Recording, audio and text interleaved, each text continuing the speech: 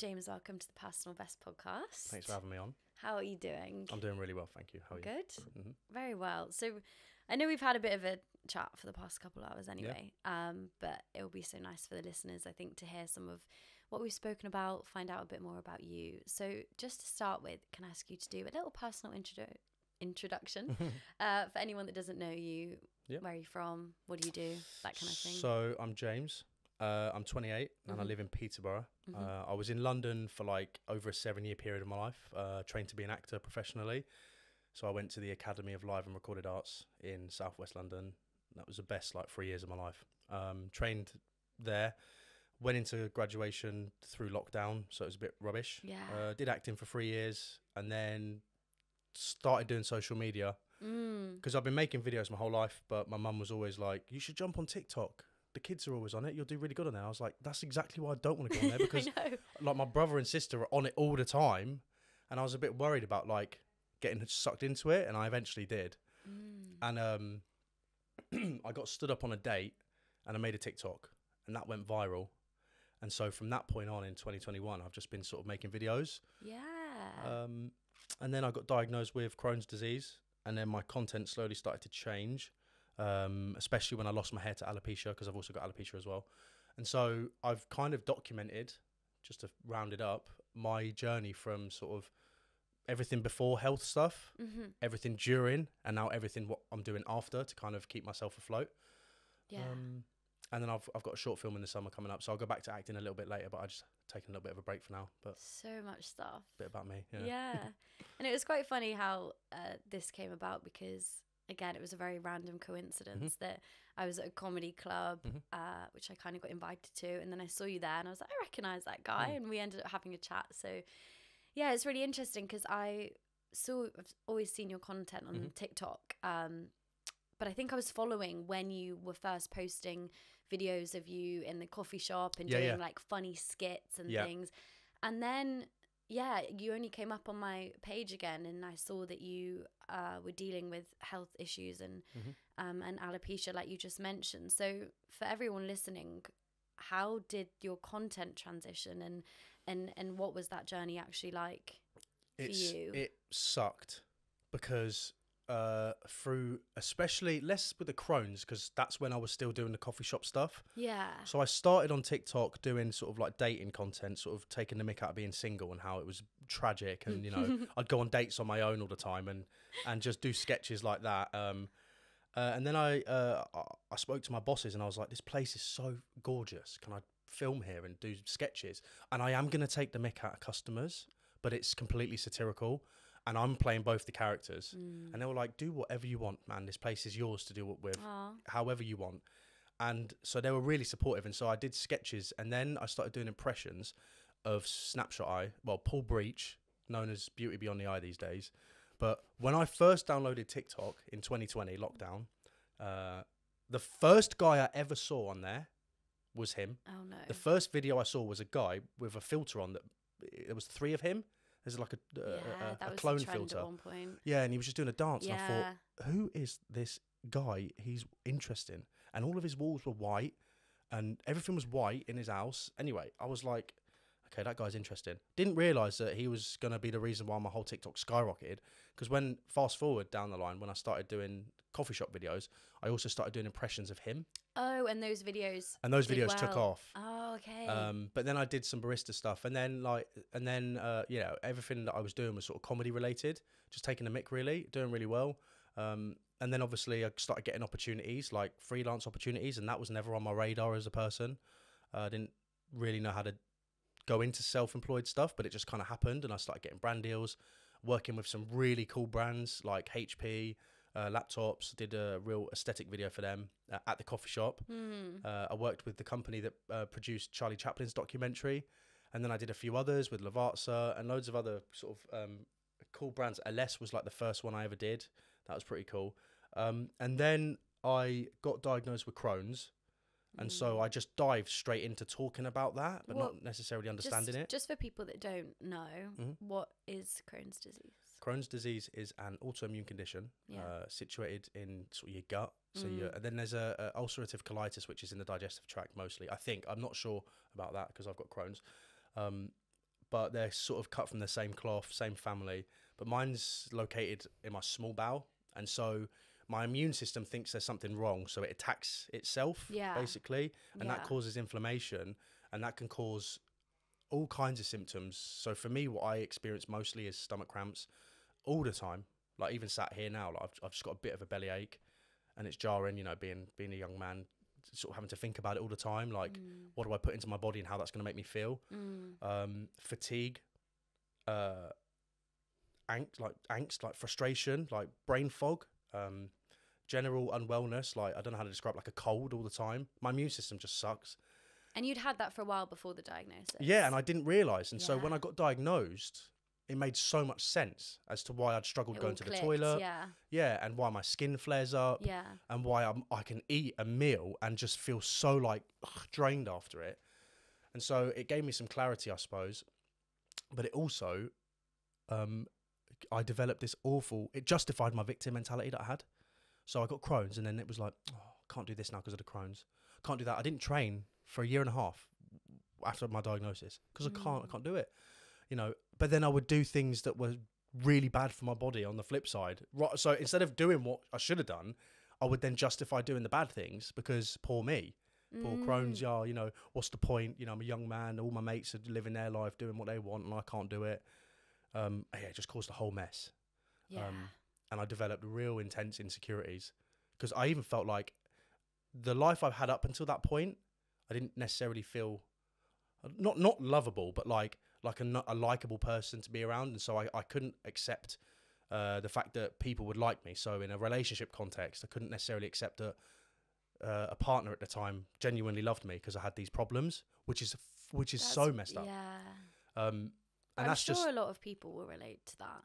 Oh yeah, I mean, fingers crossed. Do you know what I mean? Because like through the content that I made post diagnosis, you know, I've met and heard so many people's stories who have also gone through a Crohn's diagnosis, especially young men who have genuinely felt the same, and girls that have messaged me as well and been like, "Hey, my boyfriend's going through Crohn's at the moment and alopecia as well. I don't know what to do. I can't get through to him." And it's like, I understand. He is probably thinking he's unlovable.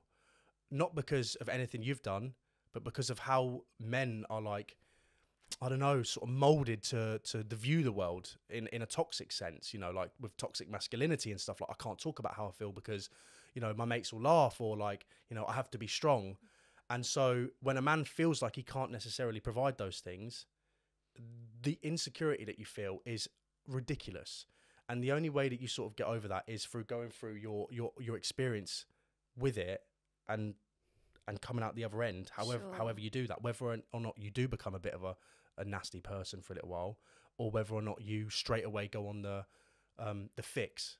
And I kind of had a bit of a mix. I became a right grump and real insecure, and projected a lot of that hatred and spite outwardly, and got stuck in comparison, and it just snowballed into a whole hot mess. And I'm grateful though, because now I'm at the end of it and I can manage my symptoms a little bit better. Before the alopecia, by the way, got a little bit more confident in myself. And then obviously I lost all of my hair, like rapidly. How long? I literally, in December 2022, I was going to a night out with my partner at the time for my birthday, and I was trimming my beard, and I trimmed a little bit out of this side. And I was like, oh, that's annoying, but it's fine because I was growing my hair long. I had long hair, so I could just pull my hair down and cover it. Yeah. And then January comes around, and I looked at my beard, and I was like, why is that hole still there? And it's gotten bigger. And I had no idea. Alopecia hadn't even crossed your mind. It didn't even cross my mind at all. And then about 2 weeks into that, I just ran my hand through my hair, and I was like, oh, that's cold. And then I put my hand back again, and there was literally a hole like this on the back of my head. And I thought, what is going on? And then it kind of snowballed from January. I moved to Manchester in March. And from Manchester, the move to Manchester, from that point at the end of March to June, July time, April time, I think the start of April, I had to shave my head because it was patch galore everywhere. And that must have been so stressful and worrying and concerning to think what is happening, what is going on. Yeah, because you don't know, as much as your physicality changes and your whole identity gets thrown in the bin, I didn't know what was going on with my health. Sure. And then I was like, you know, victim, what next, man? And there was no way in hell I could function in real life. I couldn't function in a relationship. I couldn't function around friends. I couldn't function anywhere. And the only place I felt like I could function really and have an outlet that actually worked was social media. And so I decided in my head, because I did a fundraiser as well. When I shaved my head, I was like, I need to get something out of this that's going to make me feel like a human being. Which was a kind of double-edged sword, really, because as much as I raised some money for Crohn's and colitis and I shaved my head on TikTok, when that was over and the camera was down, it's like, now what? I'm just me, and I'm like, I don't have anything to lean on. And so I just let it affect me to the point where my insecurities just took over completely, and I lost myself totally. And I ended up moving home and sort of isolating in my room. If I wasn't in my room, I was at the gym all day, just on my laptop, trying to pretend I was doing something to try and keep myself busy and training really hard. And then it got a few days back home. It got to a point where not that my family and friends aren't there for me. It's just, what can you do? They couldn't do anything. Nothing to help. Yeah, exactly. And so I was sat and I looked at myself and I couldn't recognize myself, and I thought, and other circumstances in my life as well that were happening at the time, I was literally at the peak of a breakup of something that I thought was supposed to be for me forever. And I was like, no one can understand, no one can help me, poor me, blah, blah, blah. And I sat in my car and had all my stuff in my car from my flat that I just left. And I just thought, if I do something stupid today, then that's my only comfort. And then I just thought, do you know what? I need, rather than being stupid, I kept thinking like that quote that is, it's a permanent solution to a temporary problem. Yeah. And that, I think Robin Williams said that once. Yeah. And I had that rattling around my head, and I had two choices. I either do something and then I leave my whole family and friends with that forever, or I ask for help in the only way I know how, and that was social media. And it was the best decision of my entire life, because I immediately met someone called Claire from Ireland, who went, at my age as well, went through a breakup, lost all of her hair to stress, and fell into, you know, bad habits. I don't want to talk personally about her story if she doesn't want to, but like, you know, and then I had an hour chat with her on Zoom, and she had a whole head of hair all the way down to her shoulders, thick, brown. And she said, I still got a patch at the back, and I've still got a patch at the back. And I had this whole chat with her, and she said, it will be okay. I promise. You just have to be there for yourself. And after that point, I still did things that weren't necessarily good for me. And I tried to balance everything all at once on my own. And then after that, I met other people like Farah. I met a girl called Juno, and all these other people that also have alopecia as well, that have the most beautiful souls. And I met a guy, I can't remember his name now, over in Germany. I spoke to Anthony Carrigan, who's an actor, who's in some of my favourite shows. And all of these people all have beautiful souls and like are so kind. And I realised, oh my God, like I'm getting it all wrong. Yeah. It's not about what I look like, you know. And as an actor as well, I can't stress this enough. My whole identity was built on what I looked like. Of course. And when I didn't have that, I was like, but then on the flip side of that, I'm a canvas to be whatever they want me to be. And I couldn't see that, you know. I was quite literally a blank canvas. I mean, I still had my tash and my eyebrows, but they were almost gone. Yeah, the tash clung on. I know, by thin it strings. Really did. But there is so much I want to unpack from that story, and I'm sure everyone listening's got so many questions. And I think it's really important that you did share your journey on social media, because I've heard you mention before that social media can be an outlet to use, and for you, when you addressed the camera in your car and you were crying and you'd lost your hair, you showed so much vulnerability and honesty that I think we really need. Would you say that was like rock bottom for you after everything you'd gone through? I can't explain how I felt. I genuinely can't explain it. It was scary as well. Yeah, I mean, to be weighing up, you know, your decision in that moment of what do I do? Do I do something silly, or do I ask for help? I felt lonely. Desperate. Yeah. And like the tunnel vision that I was seeing was just darkness around me. And I was like thinking in my head, and it's similar to when I went to drama school actually. When I was auditioning for drama school, I would go onto YouTube and I would look for people that was also auditioning and get their experience. And so when I auditioned, I was like, I want to be that person for other people, and I want to be so real about it. And so when I get rejected, I was pissed off, and I would say things about the schools that I went to, and I got put on the waiting list for Aura twice. So the second time when I did get in, they put me on the waiting list before, and I was so angry. But I gave an element of honesty that I didn't see before, because we're all trying to present ourselves a certain way. And like the best shiny version and of the ourselves. best polished version. And it's so skewed from reality. And so when it come around to like talking about my journey, you know, even like going to the toilet routines and stuff like that, it's like, you know, I'm not going to sit there and say, I go for a pretty poo and wipe my bum with wet wipes. It's like, no, I can't go to the toilet for a week sometimes, and it's uncomfortable, and I have to do all this crap, because those people that are going through it, that don't talk about it like others and aren't honest, like, you know, because they feel embarrassed, they need someone to look at and be like, so that guy's got loads of followers or whatever, but he's actually real. And I just can't, I feel inauthentic to myself if I'm not showing real stuff sometimes.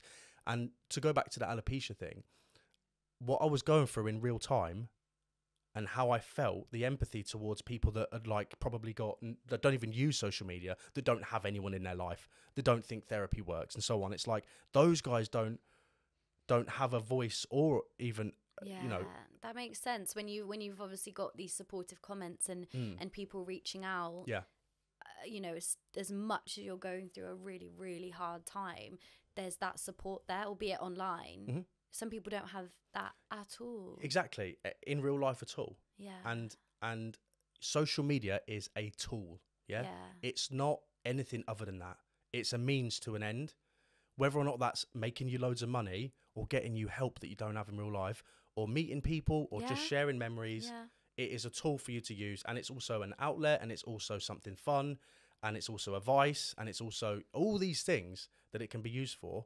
And I just sometimes get stuck in comparison, and I watch people that, you know, do the typical blueprint of go over to Thailand and sort of project their life as this crazy, amazing life, which sometimes it probably is, you know. I just sometimes just get annoyed at that.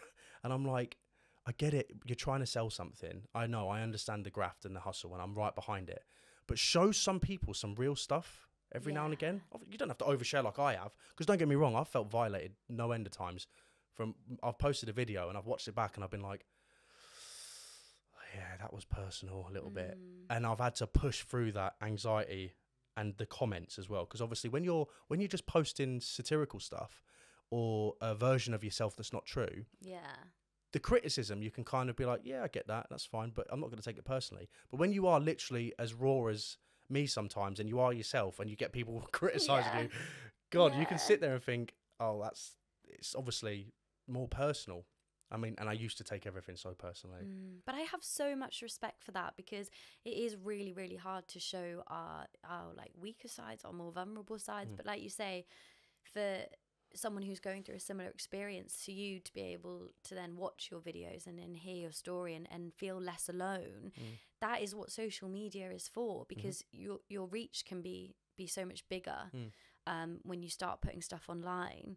But something I want to talk about before we get onto your like healing journey is this topic of men's mental health, because it's something I haven't spoken about enough with guests on the podcast. And when you were sharing your lowest moments with social media, was that difficult for you to kind of show that side, and I guess break this stigma of men have to be tough and strong and all of that?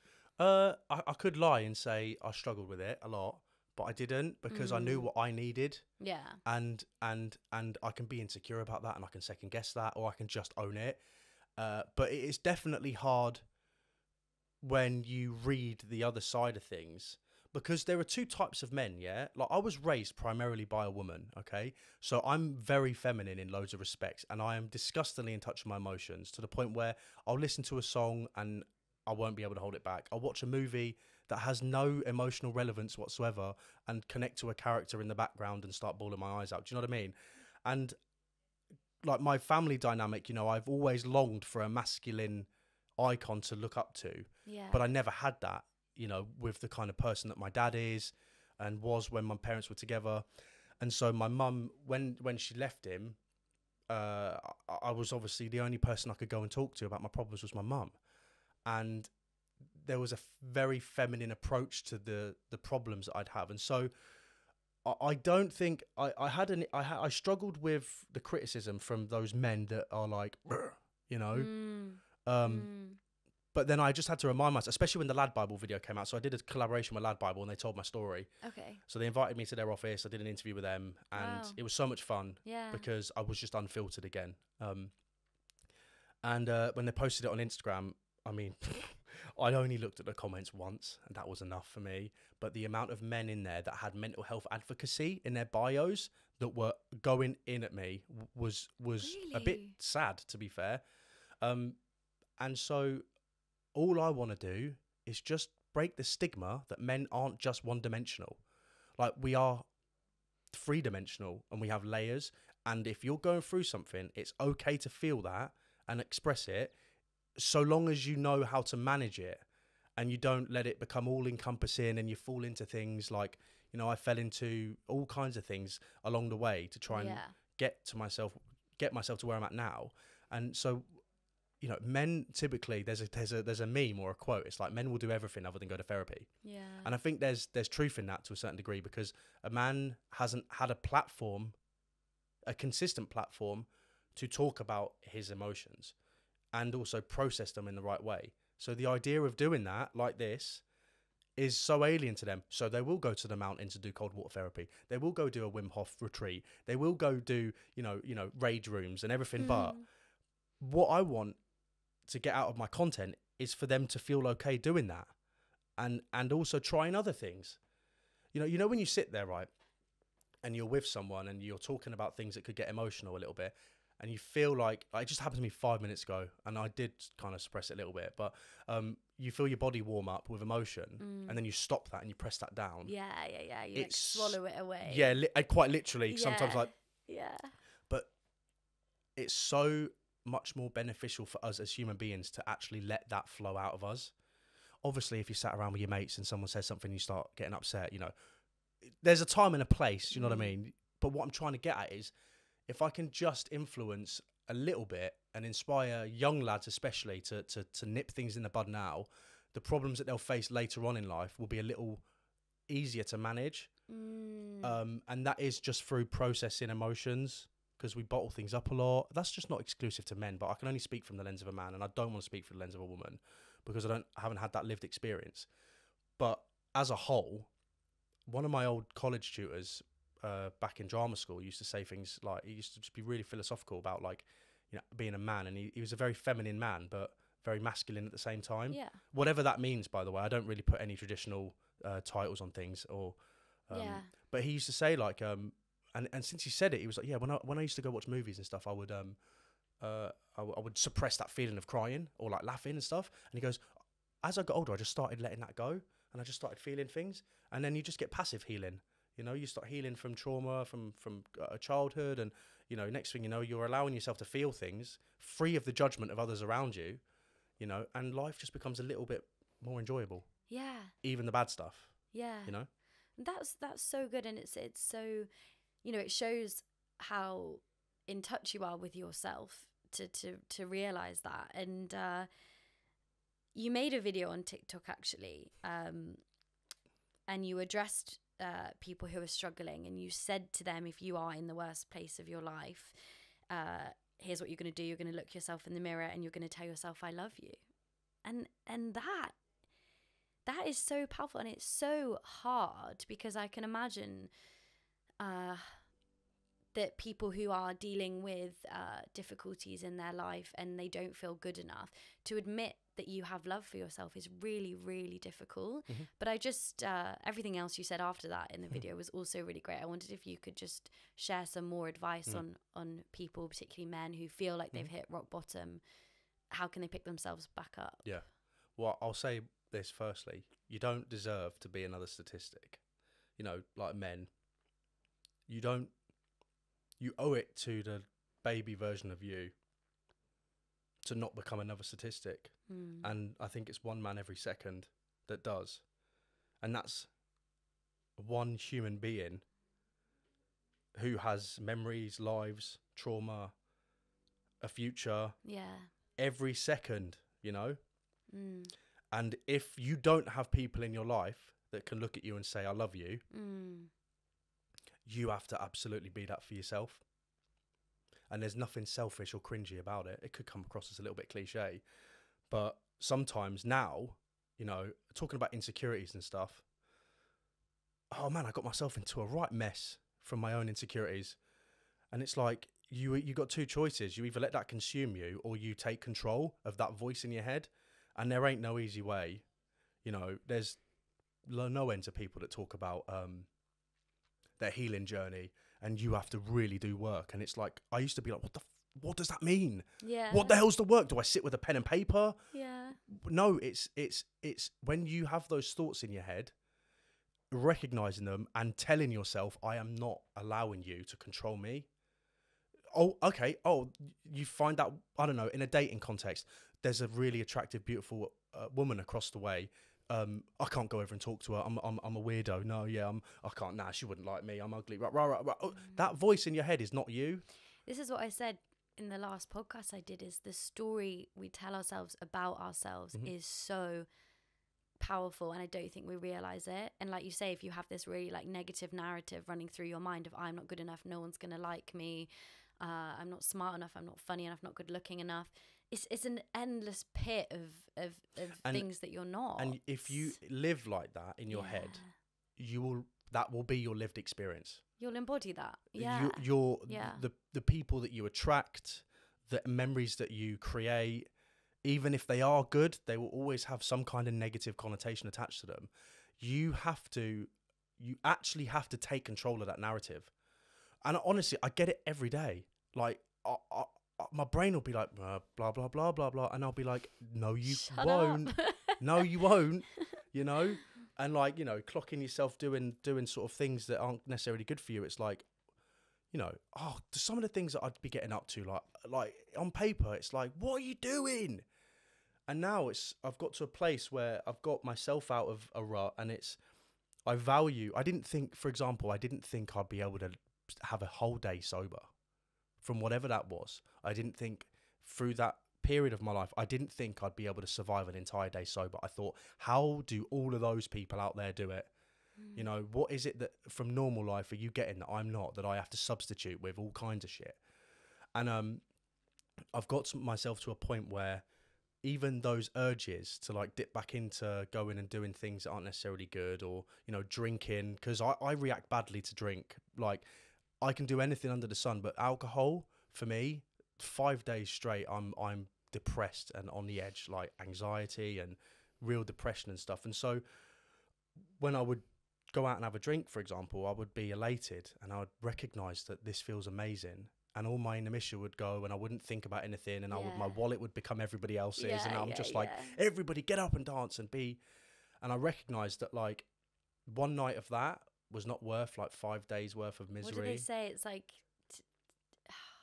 you're borrowing happiness. You are. Like from the next day. Yeah, you are. Yeah. And that's very true. Especially if you are someone that doesn't deal with alcohol that well. Yeah, like it's even worse. Like, you know, and I just recognised, you know, in the hole that I was in, I was like, what can I do that's going to like make me enjoy just being me again?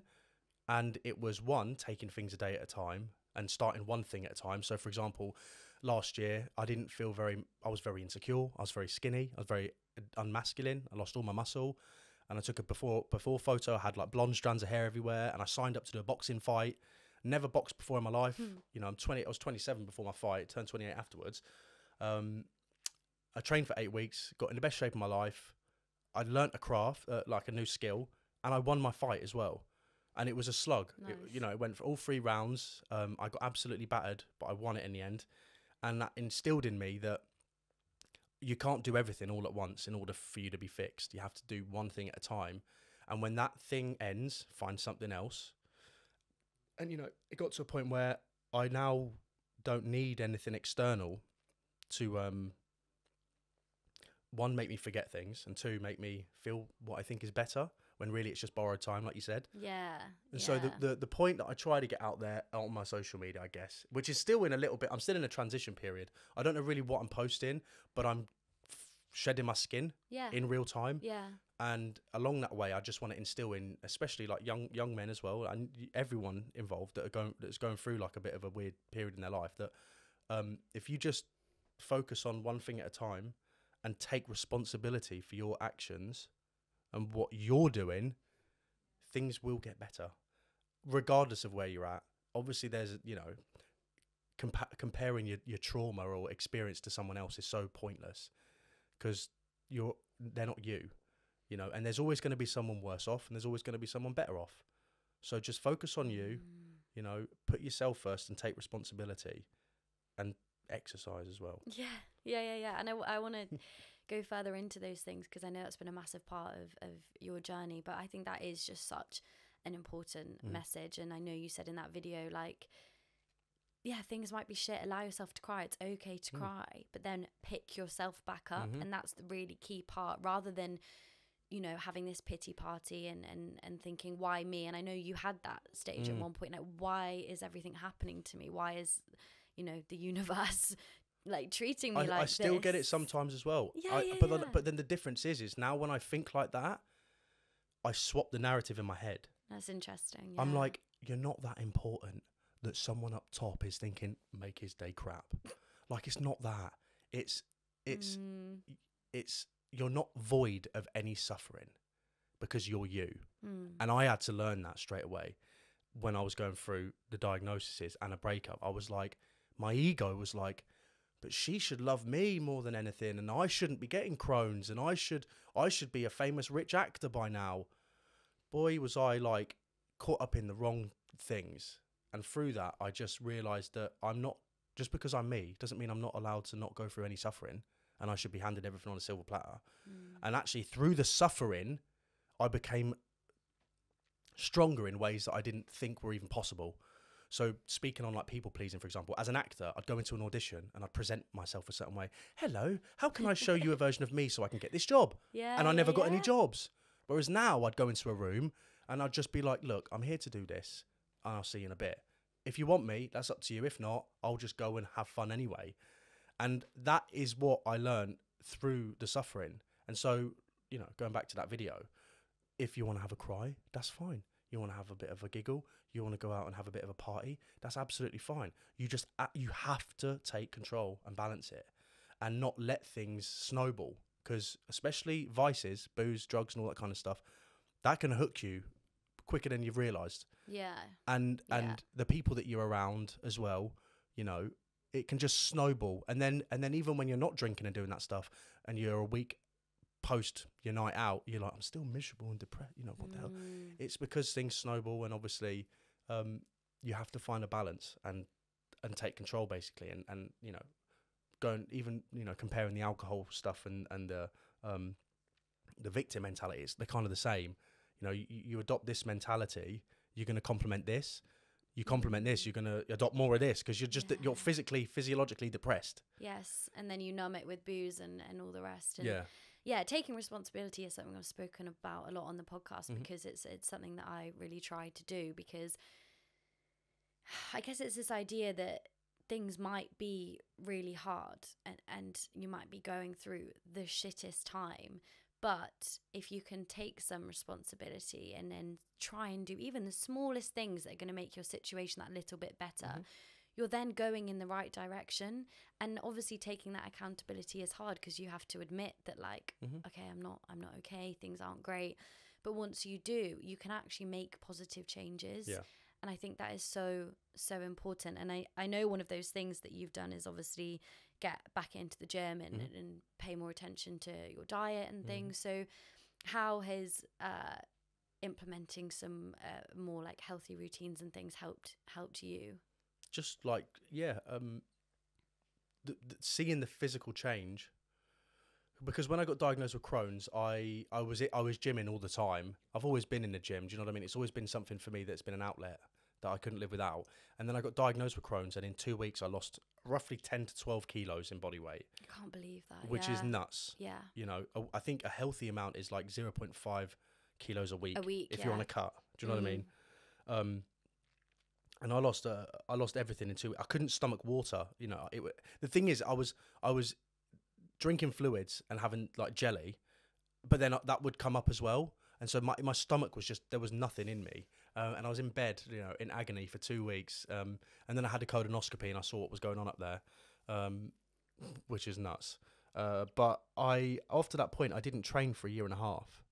And then obviously, you know, as a man that's spent a lot of his time in the gym and the reasons why I was in the gym beforehand, you know, that's where a lot of my issues sort of started to come from. Like, I wasn't looking after myself. And then I was just projecting onto the world, like, you know, how I felt about myself. And that's the way with a lot of us, really. And going back to responsibility, I'm not necessarily saying you're the biggest piece of shit, so you need to take responsibility for everything that's ever happened in your life. No. Because sometimes things happen that ain't at your hands. Not in your control. And not in your control, yeah. But what I'm saying is always have a bit of an awareness of your part in things. And the quicker that you can sort of adopt sort of a compassionate, empathetic ability to look at yourself, you know, you'll be able to make positive change because you can accept where you've gone wrong and actually implement things to change that. So, for example, not training at all, my confidence is gone, I've got no hair. So I immediately looked into everything online. Like, I started to research a guy called Dr. Seb on YouTube, and other various doctors that had worked in the medical field and then sort of took a step away and looked at some more holistic approaches to things. And I researched how to not control, but at least get under control to a certain degree my immune system, which was it was literally crazy, like going crazy inside me. And then my central nervous system as well, which maybe some people can relate to, like, you know, when something like a loud noise goes past or someone annoys you and you get like filled with this like this thing, that's your central nervous system going right, flight or fight, something's wrong. Yeah. And so I just looked into how to manage those things. Okay. And going back to the work that I mentioned earlier, it's like you hear all these people like, yeah, you just got to do the work. It's like, what do you mean? What do you mean? Like, what's the work? And the work is having a research about what you're going through. And if it's autoimmune related, like it is for me, I'll speak from my experience. Look into things that you can do that's not necessarily just relying on a doctor, because the NHS is stretched thin as it is. You know, look into things that you can do at home, i.e., for example, what I did, I fasted a lot. That was partly, you know, a breakup fast as well. Couldn't really eat that much. But I also used that in context of my health as well. So I stuck to like one meal a day, but what I was eating was like lots of beef and eggs. I'm not going to recommend this for anyone, by the way, because I'm not a doctor and I don't know what works for you. But it worked for me, and I fasted a lot. And so my body went into autophagy, which is quite an interesting topic to research into as well. And I also looked into cold water therapy as well. So like quite literally activating my immune system and my central nervous system. Yeah. And then cycling that with hot therapy as well. So sauna. So I do like a minute straight underneath a freezing cold shower where I go to the gym. It's like the opposite of a cold plunge. You know, instead of jumping in, it comes from the top. And obviously that's going straight onto my head. And whatever it was doing to my body was releasing. I mean, physically I would feel all the good chemicals release. Like the dopamine and the stress would go, and I looked into managing my stress, and started training to be fair, like a little bit of a psycho. Yeah, a couple of people, I've seen the deadlifts. yeah. A couple of people at my gym were like, yeah, we tend to just sort of leave you to it. They were like, that guy must be battling his demons. Going to war. yeah. And typically like one of those cliche dudes that sort of music on, don't even look at anyone, just get in, do the work and go. Now I've relaxed a little bit, you know, my hair's back. I just need to stop taking myself too seriously. But I had to go to that place because I had to save myself, really. Yeah. And my freaking hair's back. I know. If people are looking at the video, they'll see that. I guess you don't know exactly what it is. It could just be a mix of things. It could be less stress. Yeah, I think it was a mix of like stress, my lifestyle. Yeah. I do have alopecia areata, so for example, all the hair on my left leg is slowly starting to go again. So I'm starting to lose my hair on both my legs. So it's fine. Shows off the gains. Shows off the little calves. But yeah, I'm starting to lose my hair on my legs again. I still got a patch on the back, but I think it was a mix of stress, the medication that I was on as well. Yeah. So I was on a biologic, treating my Crohn's, and then I used it once and I had a really bad reaction to it after like a few months of being on it. And then one of the very rare side effects is hair loss. So I think when I injected one time and I had that bad reaction, that set my immune system off. I don't know, because like I didn't get any advice from doctors, weren't really helpful at the time when I was going through it. So I kind of just snubbed them off a little bit and did my own research. So I definitely think my genetics played a massive part in it, my hair coming back. Like what was already genetically designed to happen for me has happened. Yeah. You know, there's different levels of alopecia. And so I think through the lifestyle change, doing a lot of research and also healing internal trauma as well, because your body keeps a score, man. Like, and I'll hold the bottle, you know, I'll hold the lid over the bottle as well. I don't really let it out that much. I mean, apart from the last couple of years, actually, started letting it out a little bit. Started to heal trauma, go to the gym more, eat better, make better day-to-day life choices, evaluate who I spend my time with, cut out people that literally make me stressed. And yeah, just like those small changes over a period of time just contribute to a sort of better quality of life. A hair or no hair, I think I'd be pretty similar in terms of where I'm at mentally. Yeah. Because I had to accept it. You have to go, oh, it's not coming back. Because if you constantly stress about it, you're making it worse. I know, and it's that awful catch-22 where if the stress is you know, manifesting itself physically, which could lead to hair loss, and then you're stressed that you've lost your hair, and then does it come back from that? I can just see that it's this like perpetual cycle of stress and worry, which I can only imagine would be awful. But we do have to round this podcast up, so we'll try and end it on a more positive note. So if you had to give someone a piece of advice to help them achieve their personal best, you can share a quote or a mantra. What would it be? Just take yourself a little less seriously, take responsibility, do the things you're doing because you like it, and just understand if you are at a sort of rock bottom, like there is light at the end of the tunnel. I know you don't know it now, but you will know it if you stick around. And I guess the main point that I try to get across my content is just stick around, just get through it. But yeah, I don't know, don't really know any cool cliche quotes off the top of my head. That's fine, apart from this too shall pass. I love that. I would get that tattooed if I wanted another tattoo. Oh, and also I've got a tattoo on my arm that says be present. Just try to be present more, because when you're going through all the stuff in your head, like all the crap that's going on around you, like actually if you just sit down around you. And you know when like you call up sort of Samaritans and they're like, have you had a cup of tea today? Have you had a hot bath? And you're like, I don't want to do that. They have a point.